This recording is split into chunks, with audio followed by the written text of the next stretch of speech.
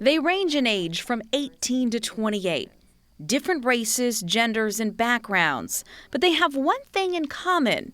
They've never voted until now. Raise your hand if you are still undecided about a race or a proposition in the upcoming election.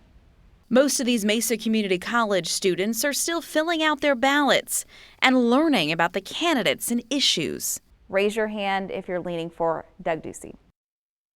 David Garcia? Undecided. Let's move on to the Senate race. That's a big one. McSally, anybody voting for her? Cinema, 3 of you. Undecided, 3 of you. So what factors into their voting decisions? I grew up in a household where politics is a really big deal. Every election, my dad and I would stay up and watch the multiple news channels, and he was a Republican for the last 18 years of my life. Aside from Jillian Martin, most of the group says they aren't swayed by family.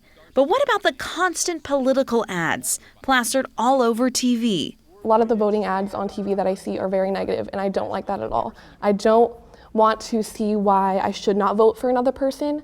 I want a candidate to let me know why I should vote for them. I don't think, as I'm hearing about how they're liars and they're frauds, that, I really want to vote for the other person, because it's so nasty. The other 4 agree. The negative ads are more hurtful than helpful. I want to ask right now whether you're going to apologize. While the ads may be a turn off, some of the group is tuning in to the debates, especially last week's battle between Republican Martha McSally and Democrat Kirsten Sinema. The last minutes of the debate, that kind of really swayed my decisions, because Congresswoman Sinema was very composed. Representative McSally, her way of answering the questions were very confrontational.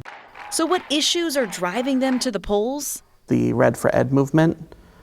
Being a future educator myself, I've wanted to make sure that the teachers that we have in our communities, the ones that teach the children and eventually myself, have what they need to make sure that the students are getting what education they need. Everyone in the group echoes Christopher Hunt's views. Education is a top priority.